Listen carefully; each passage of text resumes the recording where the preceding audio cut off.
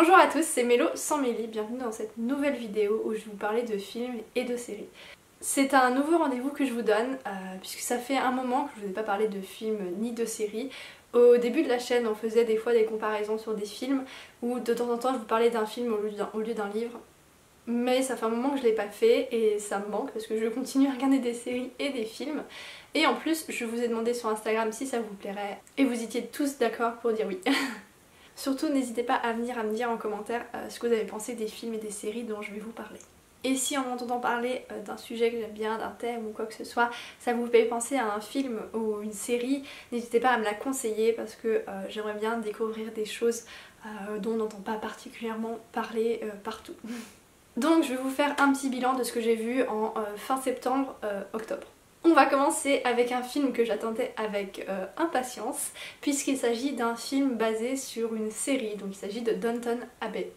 À la base c'est une série de beaucoup de saisons mais une série absolument géniale dans un style assez lent pour ceux qui ne connaissent pas, même si je pense que la plupart en ont entendu parler. Ça se passe à Downton Abbey, donc c'est en Angleterre dans une énorme propriété au 19e siècle. Oh là là, j'espère que je dis pas de bêtises. Non, j'ai dit des bêtises, c'est au début du 20e siècle, donc en Angleterre.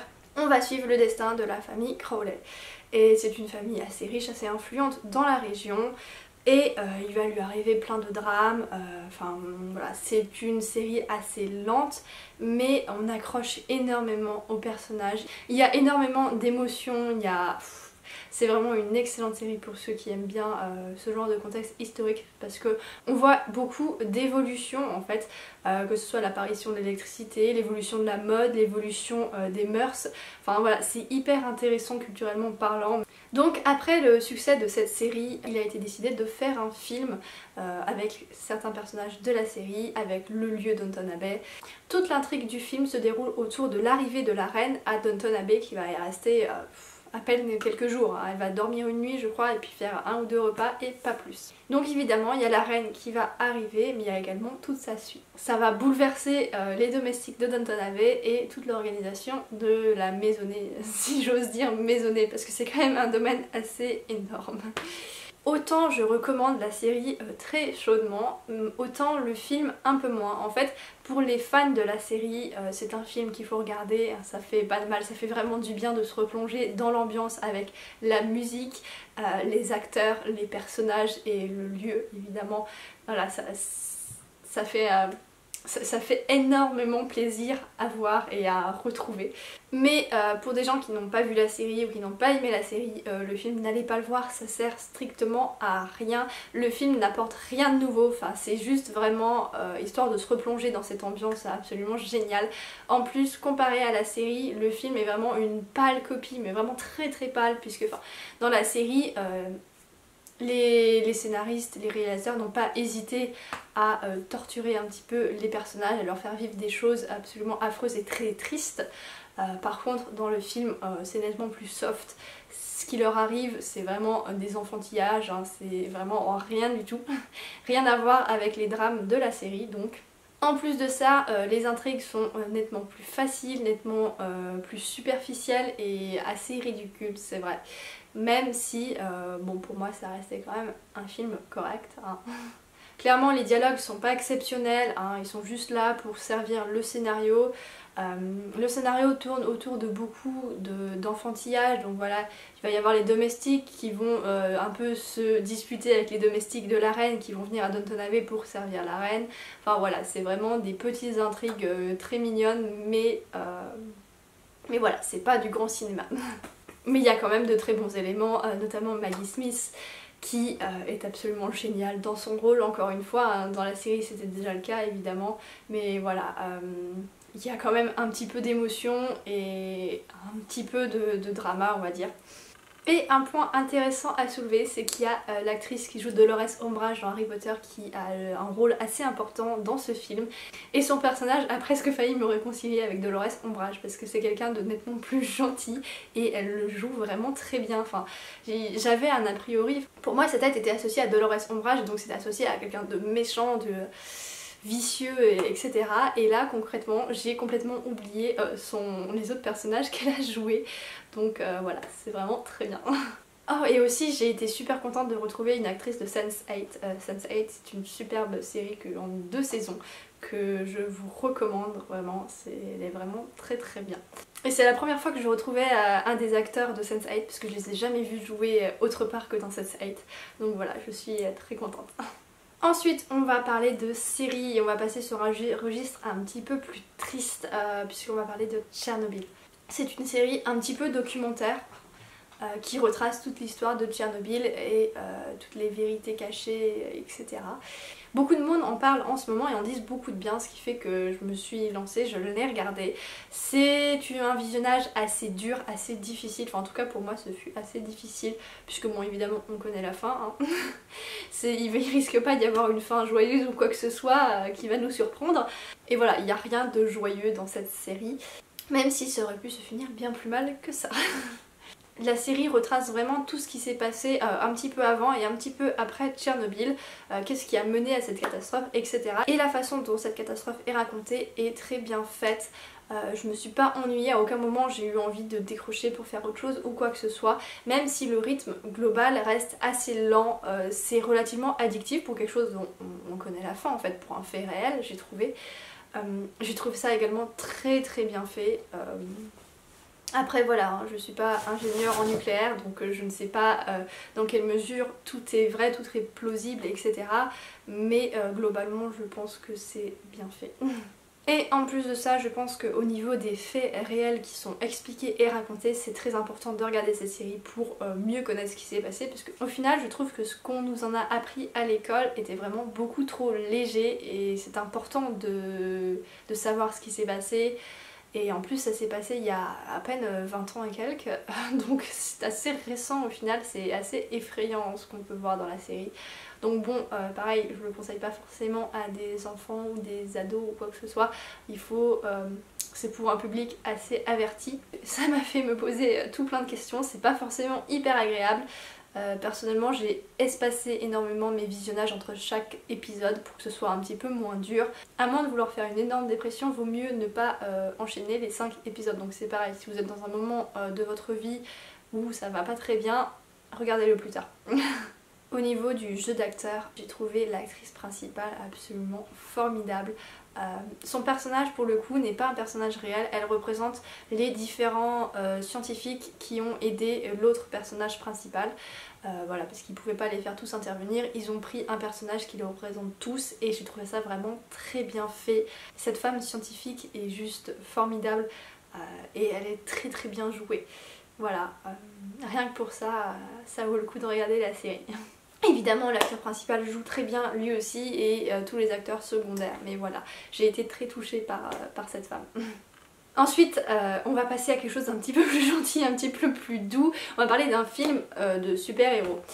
Bon, c'est pas les films dont je suis le plus fan, mais je les regarde quand même. Allez savoir pourquoi.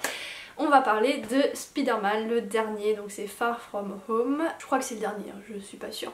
Personnellement, je ne suis pas une fan de super-héros, je ne suis pas une fan de Spider-Man ou quoi que ce soit, et au contraire, j'ai tendance à trouver les derniers films de super-héros un petit peu nunuches, un petit peu du déjà vu et juste de l'action pour en mettre plein la vue et pas un scénario de ouf et voilà, pas des histoires, des relations entre personnages de ouf non plus. Mais j'ai vraiment beaucoup aimé ce film contre toute attente. J'ai trouvé très drôle, mais genre vraiment vraiment drôle. Ça fait passer un bon moment. Je trouve ça un petit peu ridicule de tourner en dérision les super-héros, mais là pour le coup ça a fonctionné très bien. Et au final j'aime beaucoup ce nouveau personnage de Spider-Man. Autant dans le film précédent, donc avec le même acteur qui jouait Spider-Man, j'étais pas hyper emballée en fait, enfin j'ai trouvé ça correct, mais voilà, enfin le nouveau Spider-Man me paraissait ridicule, complètement incompétent et voilà, bon après ça fait partie du personnage, hein, c'est tout à fait voulu, mais voilà, là au contraire ça m'a paru très bien fait et tout à fait à sa place. Par contre j'ai quand même un petit point négatif à soulever, c'est au niveau de l'histoire d'amour que va vivre Spider-Man, que je trouve un petit peu trop adolescente pour moi. Après bon voilà, c'est le but, hein, c'est voulu. Et au niveau des scènes d'action, elles sont vraiment très bien faites. Voilà, là j'ai rien à redire là-dessus, c'était vraiment très bien. Donc si vous voulez passer un bon moment sans trop vous prendre la tête, allez-y. Même si évidemment tous les liens avec ce qui s'est passé avant dans les Avengers, etc. Personnellement, moi qui ne suis pas fan, j'ai tendance à oublier ce qui s'est passé avant, donc du coup je suis parfois un petit peu perdue malheureusement. Mais bon, tant pis. Je préfère me souvenir de superbes lectures plutôt que d'une dizaine de films de super-héros qui ont des liens dans tous les sens avec des retours dans le temps, etc. Donc voilà, quand je suis perdue, je pose des questions à des fans qui s'y connaissent à 100%. Ensuite, on repart sur un registre un petit peu plus lourd, un petit peu plus chargé émotionnellement, on va dire, puisque je suis allée voir le Joker. Donc c'est ce nouveau film qui tourne autour de l'histoire du Joker, comment il est devenu le Joker. L'acteur est absolument formidable, il est juste complètement bluffant. Il a carrément fait une transformation physique pour se rapprocher de son personnage, donc il a énormément perdu de poids. Et j'ai trouvé sa performance mais hallucinante. Il y a son jeu d'acteur, mais il y a aussi son physique qui le rapproche énormément du Joker. On voit par moments, enfin, il y a une épaule un petit peu déformée, il y a les côtes qui ressortent énormément. Enfin, je trouve ça assez dingue parce que je suis allée voir des photos de l'acteur en temps normal et clairement il ressemble pas du tout à ce qu'il ressemble dans le film. Et voilà, j'ai trouvé ça absolument formidable. Voilà, le choix d'acteur est top. En plus de ça, il y a son rire. Alors je sais pas s'il était doublé ou pas. Je pense que non. Enfin j'espère que non. Mais en tout cas son rire est absolument parfait. Il convient parfaitement. Et l'explication de pourquoi ce rire est vraiment génial. Très très bien trouvé. Pareil, toute l'explication de pourquoi il est devenu le Joker, qu'est-ce qui l'a amené à ça est vraiment... Non, c'est nickel, j'ai rien à redire. Bon, par contre, du coup, l'ambiance du film est du début à la fin assez dure, hein, très très difficile. Il y a de la violence, mais au final, moi j'ai ressorti que 2 grosses scènes de vraiment violence. Le reste, c'est assez plat, mais c'est très dur émotionnellement quand même parce que ça décrit un monde très violent, ça décrit un monde où les gens ne pensent qu'à eux-mêmes, sont assez égoïstes, sont violents, enfin dans la rue, c'est vraiment assez terrible. Voilà, il faut garder en tête que c'est pas le monde réel, même si clairement les scènes qu'on voit, ça arrive également dans notre monde à nous, mais voilà, dans notre monde à nous ce n'est pas aussi sombre, notre monde à nous n'est pas aussi pessimiste que le Gotham qui est décrit, même si évidemment ça nous rappelle à tous des choses qui sont déjà arrivées. Au niveau de la violence, c'est interdit au moins de 12 ans. Personnellement, j'aurais interdit au moins de 16 parce que c'est pas tant les scènes de violence qui sont dérangeantes comme j'ai déjà dit, mais voilà, c'est l'ambiance globale. Et pour des enfants ou des ados encore influençables ou qui ont vécu déjà des choses difficiles, ça pourrait avoir des effets pas très positifs. En fait, une des raisons pour lesquelles ce film est très dur, c'est qu'on finit par arriver à comprendre le Joker, à se dire oui, bon bah il a tué ces personnes-là, mais au final ces personnes-là, elles le méritaient. Voilà, donc c'est très perturbant, vraiment très très perturbant. Un très très bon film, très bien fait, mais dur et dérangeant. Pour ceux qui l'ont vu, dites-moi en commentaire si vous êtes comme moi et si vous n'arrêtez pas d'hésiter entre 2 réponses à une question hyper importante dans la relation du Joker avec Batman. J'arrive pas à choisir dans quel camp je suis et franchement c'est terrible. On repart sur une série avec la saison 2 de Planqueur, donc c'est une série française. La saison 1 était sortie sur Netflix il y a 1 an ou 6 mois, je sais plus exactement. Personnellement j'avais adoré la saison 1, j'avais enchaîné tous les épisodes. C'est une saison très facile entre histoire d'amour, histoire d'amitié. Et franchement j'avais enchaîné tous les épisodes de la saison 1 quasiment tellement c'était marrant, c'était fun, ça faisait penser à autre chose. J'avais trouvé l'histoire assez intéressante et complètement déjantée autour de ces 2 amis qui veulent caser la 3e copine de la bande avec un homme. Et le seul moyen qu'elle trouve pour le faire, c'est d'engager un prostitué homme. J'avais trouvé ça assez drôle et j'avais trouvé la fin bien faite, etc. J'avais trouvé que c'était une belle conclusion et donc du coup je me demandais qu'est-ce qu'ils allaient pouvoir apporter dans cette saison 2. Et là, ce fut la grosse déception parce que concrètement, ils apportent rien de nouveau. Le personnage principal continue à s'enfoncer dans ses mensonges, dans ses défauts. Elle n'a clairement rien appris de ce qui lui est arrivé dans la saison 1. Et voilà, donc toute l'histoire va tourner autour d'erreurs qu'elle a déjà faites et qu'elle va refaire. Voilà, j'ai trouvé ça vraiment très dommage. Il y a moins d'humour, enfin il y a de l'humour, il y a certaines scènes qui sont très drôles, mais globalement j'ai beaucoup moins rigolé, il y a eu beaucoup moins de fun que dans la saison 1. Voilà, c'est dommage, je pense que cette série aurait dû s'arrêter à la saison 1, parce que là ça vaut pas forcément le coup de regarder. En plus ça devient très cucu, même si bon c'est vrai que la saison 1 au final c'est parce que j'avais beaucoup aimé et voilà, enfin l'histoire m'intéressait et j'avais pas trouvé ça cucu du coup, mais je pense qu'il y a des gens qui pourraient trouver ça un peu con. Mais voilà, donc cette saison 2 concrètement ne m'a pas convaincue, j'ai quand même passé des bons moments, je regrette pas complètement de l'avoir regardé, mais voilà, déception. Et je vais finir par la série de Marie Kondo qui retrace un petit peu toutes ses astuces pour mieux ranger sa maison, mieux s'organiser, savoir trier ses affaires, etc. Donc ça se passe aux États-Unis. Elle va rendre visite à une famille par épisode pour les aider à mieux s'organiser, mieux gérer leur vie, à trier toutes leurs affaires, etc. J'avais été intriguée par tout ce que j'en avais entendu sur internet, par ces techniques de rangement, donc voilà, je voulais voir si ça fonctionne réellement et je voulais en apprendre plus sur ces techniques de rangement. Au final cette série ne m'a pas trop permis d'en apprendre plus. J'ai trouvé que ces explications et ces techniques sont très rapides, donc j'imagine que le but c'est de nous faire acheter... Enfin, je sais, acheter ses cours, je sais pas si elle a écrit un livre, je crois. J'imagine que c'est plus détaillé dans son livre et que le but c'est de faire acheter évidemment. Par exemple, les techniques de pliage, on survole mais complètement. C'est pas clair du tout. On voit une technique de pliage pour un t-shirt et un sweat et encore, enfin voilà, c'est vraiment pas détaillé. On est vraiment plus centré autour de la vie des gens, de comment ils vont faire, de leurs ressentis, etc. Donc bon, c'est pas le genre de série qui m'intéresse beaucoup et qui me plaît beaucoup, mais voilà, j'ai quand même regardé parce que au cas où ça devienne intéressant, au cas où j'apprenne des nouvelles choses.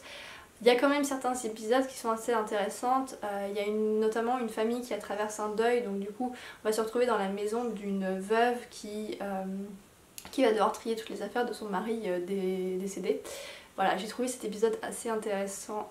Mais concrètement les autres, pour moi les autres familles, même si elles ont toutes leurs caractéristiques, au final ce qui se passe, ça se ressemble énormément d'un épisode à l'autre. En plus le style est clairement très américain avec énormément d'émotions, plein de cris de joie ou de larmes, etc. Enfin pour moi c'est too much, c'est pas mon style. Et en plus leur façon d'accumuler les choses et les possessions, leur façon d'avoir énormément d'habits, énormément de chaussures, etc.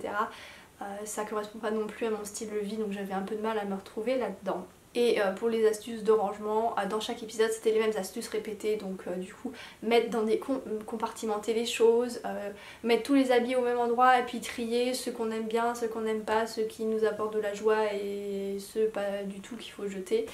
J'en avais entendu parler, mais en effet je l'ai constaté. Quand les familles font du tri, on nous explique pas ce que deviennent les affaires qu'ils ne veulent pas garder. On comprend vaguement que certaines vont à la poubelle.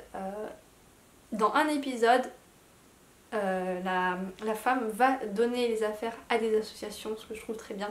Mais dans les autres, on ne sait pas du tout. Il y a plein de gros sacs poubelles remplis, mais on ne sait pas ce qu'ils deviennent. Voilà, donc j'aurais aimé avoir des conseils un petit peu sur que faire de ces affaires qu'on ne veut pas garder. Mais bon voilà, j'imagine que ce n'était pas le sujet. Ah, et il y a une chose qui sortait de l'ordinaire dans un des épisodes, c'est qu'on nous parle de comment trier ses livres. Donc voilà, c'était relativement intéressant, mais ça vaut pas forcément le coup de regarder tous les épisodes, tout ça pour voir 5 minutes de tri de livres. Voilà, j'ai fini, j'espère que ça vous aura plu. En vrai, je crois que j'avais encore une ou deux séries et un ou deux films à vous parler. Mais quand je vois le temps sur la caméra, je me dis que ça fait peut-être un petit peu trop longtemps que je parle et qu'on verra ça une autre fois. En attendant une prochaine vidéo, je vous souhaite de très belles découvertes, que ce soit en lecture ou au cinéma ou en série chez vous. Et en attendant, moi je vais aller regarder le film Escape Game.